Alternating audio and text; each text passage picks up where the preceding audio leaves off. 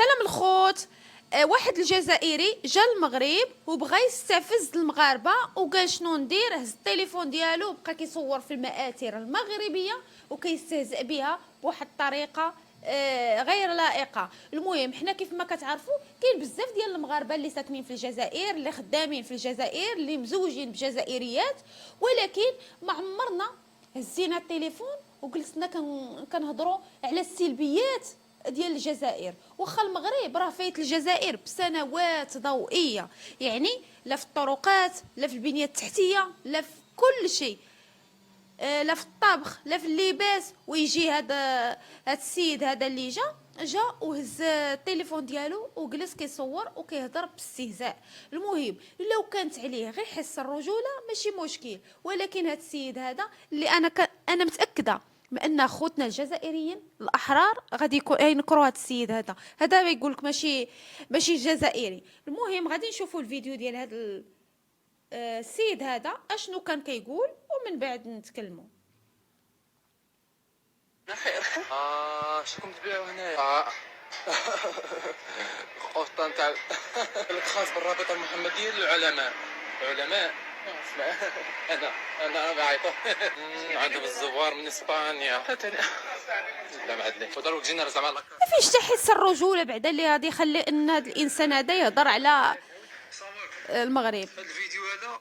المهم احنا كيف ما قلت لكم راه كاين مغاربه احرار ساكنين في الجزائر ومزوجين بجزائريين. كيف ما كتعرفوا حنا عندنا صناع مغاربه كيخدموا في الجليج البلدي في الجزائر، كيخدموا القبص، كيمشيو يخدموا القبص في الجزائر، لان كيف ما كتعرفوا راه الجزائر ما عندهاش الصناع اليدوي ديما اليدويين. المهم ديما كيجيبوا صناع من المغرب، ولكن كيف ما كنعرفوا ما عمر شفنا شي مغربي هز التليفون وجلس يصور الطرقات اللي راكم عارفين الطرقات في الجزائر، الطوبيسات المكفسين، البنيه التحتيه ديالهم، الكوارث ديالهم، ما عمر صوروا شي حاجه. ولكن هذا الاخ هذا اللي جا وترحب به ولقى الامن والامان، لان في الجزائر لو يدير هاد القضيه اللي دار هنايا في المغرب راه يهزو يقبطوه في البلاصه باش يهز التليفون يجلس يصور فضائح ديال الجزائر،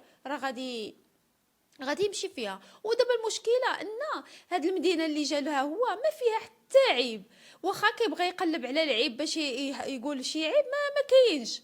كيف ما كتعرفوا مدينه طنجه زوينه بزاف، الرباط، الشفشاون، تطوان، هادو كلهم هاد المناطق هادو اللي ما يمكنش انسان يجي ويتكلم عليهم ويقول راه فيهم شي حاجه اللي ما زويناش. وهو كما كانش لقى الامان اللي في المغرب ما غاديش ياخذ هذه الحريه الكامله باش يجلس يهضر على المغرب بهذه الطريقه هذه. ولو كان فيه غير حس الرجوله ماشي مشكل. هذا السيد هذا كيف ما المغاربه الا جبدهم شي واحد راه كيفتشولو على الدواسه ديالو.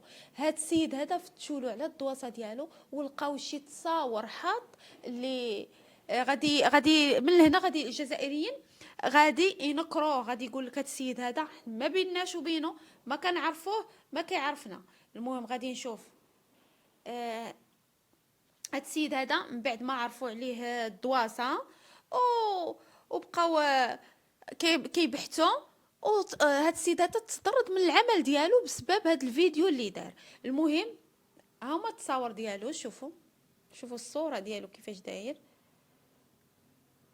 الوقفه ديالو كيفاش دايره.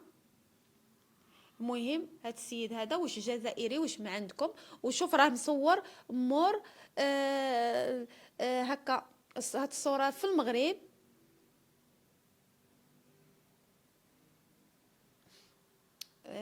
ايوا شوفوا الصوره الثالثه.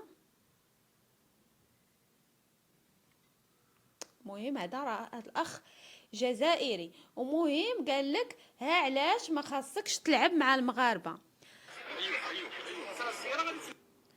قال لك سيدي ما خاصكش تلعب مع المغاربه. هاد السيد هذا تطرد، هاد خونا طردوه من العمل ديالو كمضيف طيران. هاد السيد هذا كان خدام مضيف طيران، بعد ما عرفوه اش من شركه طيران خدام فيها مشاو وراسلوهم. راسلوهم في الايميل وصيفطوا لهاد الشركه الفيديوهات وشراوها له مزيان. المهم الشركه تما وقفاتهم وتطرد من العمل ديالو. المهم هادشي هذا بالنسبه لهذا الاخ الجزائري. ولكن راه ماشي الجزائريين كلهم بحال هاد السيد هذا، راه كاين جزائريين اللي جاوا المغرب كيف ما شفنا من جاو المشجعين ديال المنتخب الجزائري جاو الدار البيضاء. راه شافوا كيفاش رحبوا بهم، راهم تكلموا قال لك عرفتوا الترحاب اللي ما كان غير مرحبا مرحبا، لقاو الترحاب، لقاو البنيه التحتيه، لقاو واحد التطور اللي كبير، واحد الترحاب اللي زوين.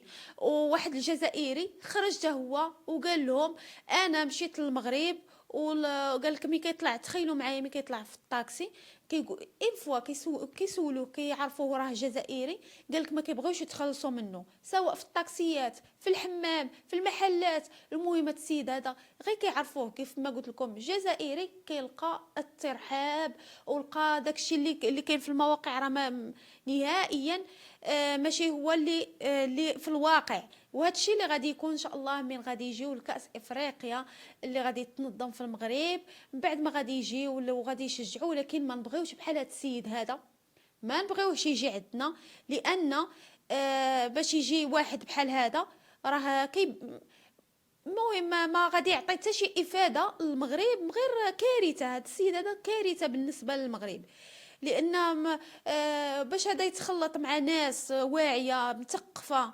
راه حشومه هذا السيد هذا اللي جاي واش طالقينو علينا واش. وهاد اخوكم هذا واش جزائري؟ المهم بالنسبه لخوتنا الجزائريين بغيت نعرف واش هاد السيد هذا كتعرفوه ولا لا، واش منكم ولا لا، لان خوتنا الاحرار الجزائريين كيبغيو المغرب وكيجيو المغرب وكيلقاو الترحاب وكيلقاو وحنا كيف ما كنعرفوا حتى حنا كنمشيو للجزائر. كاين خوتنا اللي كيمشيو خوتنا احبابنا كيمشيو يخدموا تما في الجزائر، ما كيلقاوش هذا الشيء هذا اللي كاين، هاد الفتنه اللي نايضه ما بين الجزائر والمغرب. ولكن بحال هاد السيد هذا هما اللي كينوضوا هاد الروعه هذه اللي على والو باش نجي انا ونصور القفطان المغربي. زعما قال لك القفطان ويصور شي مآثر ويصور المهم هاد السيد هذا غير كيبغي ينوض الفتنه، ولكن ها هو جابها في راسو، راه دوز اكفى السيمانه في حياته. يلا خوتي اعطيوني الاراء ديالكم في هاد السيد هذا وفي هاد الواقع هذا، وما تنساوش الاشتراك في القناه باش يوصلكم كل جديد ومفيد باذن الله. وتهلاو في راسكم، بسلام عليكم.